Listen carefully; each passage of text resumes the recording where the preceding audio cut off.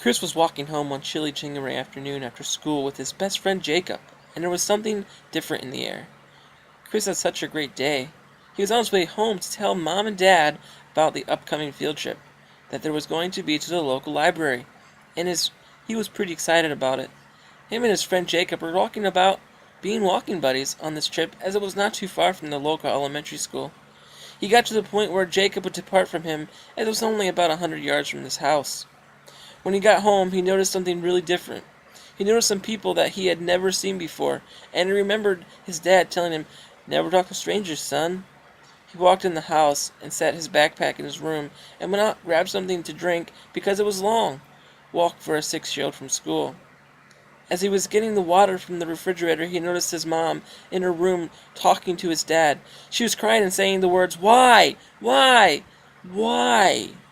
That's all he heard before he dropped the cup full of water when his mom said, "Why would you do something like that to her? She was a little girl. A little girl."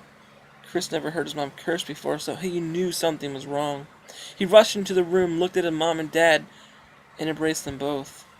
What he didn't notice was another man in the room, looking at his dad, saying, "It's time to go, sir." Chris looked deep into the eyes of his father, saying, "What do you mean it's time to go? Where are you going, Daddy? I have to talk to you about my field trip coming up." His dad looked at him and said, "I have to go, son. I can't stay here anymore," as tears began to pour down his face. "Daddy, what? Why? Why do you have to go?" His daddy would not talk about it any more than that, knowing that Chris was only 6 years old and would not really understand much of it anyway. He looked at his son one last time before he gathered up a few things and softly walked out the door. Chris began chasing after his father, only to be stopped by his mom. He ran out the door crying, "Daddy, don't go! I have been a good little boy all this time. Please don't go. I love you, Daddy. Please come back." As tears rolled down his face. "Mom, why is Daddy leaving? Please make him come back." His mother looked at him in his distraught face and could not help but cry herself. Chris would then proceed to run into his room to slam the door shut as he laid there in bed. He wanted to run away and find his daddy. No little boy should ever picture running away, but then again, no little boy should ever have to go through his dad being forced to leave. As the night wore on, Chris finally came out of the room when his mother said it was dinner time.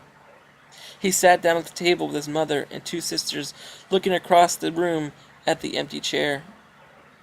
He began slowly to eat the pasta prepared for by his mother, and wanted his dad to be sitting there next to him, cutting his pasta, so he could eat it.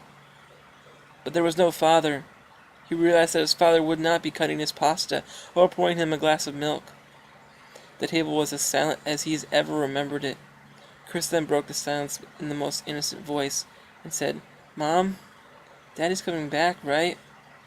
His mom said to him, "I don't know, baby. I just don't know." Chris began to sob as tears began to fall down from his face once more, forming a puddle next to his dinner plate.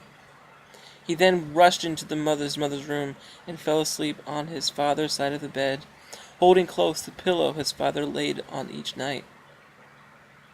Chris's mom would eventually come in along with his 2 sisters, and they would all lay there in the bed crying, knowing that Daddy was not coming back anytime soon.